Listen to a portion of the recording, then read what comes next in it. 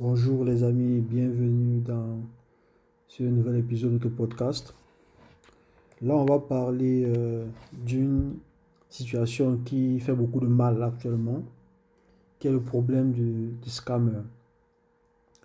Il faut rappeler que le monde connaît une perte de plusieurs milliards de dollars juste à cause des scammers.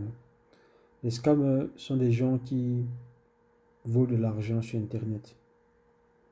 Un exemple, vous allez vous rendre compte que souvent, lorsque vous ouvrez votre email, et une personne vous envoie un email qui vous dit qu'il est le fils de Kadhafi et qu'il aimerait investir avec vous. Il vous dit qu'il va vous envoyer 1 million et il voudrait que vous déposiez cet argent dans une banque. Mais il a besoin de 500 000 ou de 100 000 francs pour pouvoir gérer les frais d'envoi. Voilà comment vous tombez dans le piège. Et lorsque vous vous rendez compte que la personne vous envoie 1 million et vous n'avez qu'à l'envoyer 100 000 francs, et lorsque vous envoyez les 100 000 francs, il disparaît.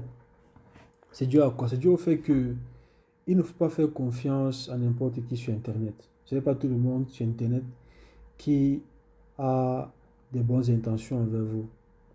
Beaucoup de personnes utilisent le net comme un objet de vol, d'arnaque et d'escroquerie. Donc faites attention à qui vous faites confiance sur Internet. Il n'est pas bien de faire confiance au premier venu. Voilà, donc lorsque vous recevez un email d'un contact inconnu, faites l'effort de vérifier le site web qui est attaché à cet email. Parce que vous savez qu'on a deux types d'emails, les emails professionnels et les emails personnels.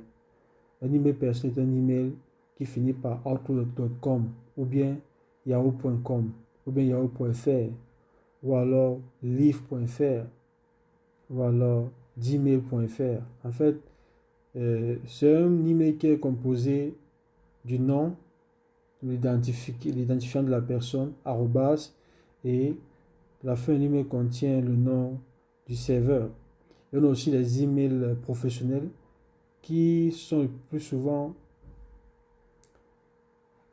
complétés par l'adresse email des entreprises où sont logés ces emails. Par exemple, vous avez reçu un email d'une personne qui s'appelle john@ibm.com ou alors nathalie@renault.fr.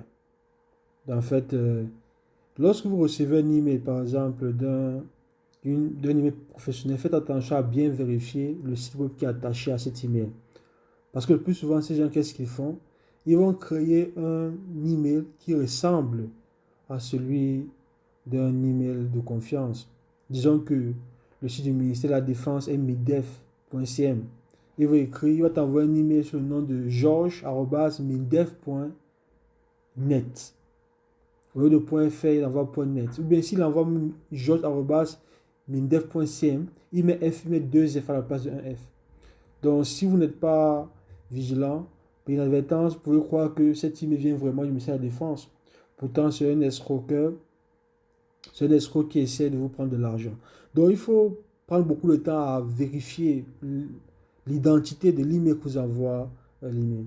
Deuxièmement, ne cliquez pas sur les liens qui vous sont donnés dans vos emails. Il faut faire attention parce que la plupart de ces liens contiennent des virus qui vont attaquer votre machine et peut-être même envoyer vos informations personnelles à la personne qui vous envoie l'email ou alors qui vont tout simplement détruire votre système.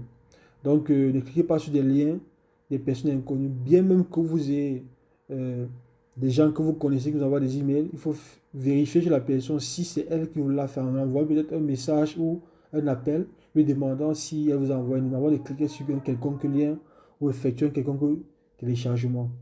Parce que la plupart de ces liens et ces documents téléchargés sont des virus qui attaquent les systèmes. Donc je compte mettre un accent là-dessus. Donc faites attention à ne pas visiter n'importe quel site, à ne pas télécharger n'importe quel document, à ne pas cliquer sur un quelconque type de lien si déjà l'identité ou alors si la, la confiance en cet élément est mise en cause. Ok, parce que ce sont des trucs qui commencent à être très prépondérants ou des gens qui sont basés dans des pays en voie de développement ont développé cette nouvelle économie d'arnaque et de fraude. Et lorsque vous tombez à l'intérieur, lorsque vous mettez un pied à l'intérieur de la fraude, il est difficile pour vous de en sortir parce que ces personnes détiennent déjà vos informations personnelles. Donc, le plus important est de prévenir pour ne pas tomber dans le piège. Allez, merci. N'oubliez pas d'aimer, vous abonner. On est ensemble pour la prochaine édition. Bye.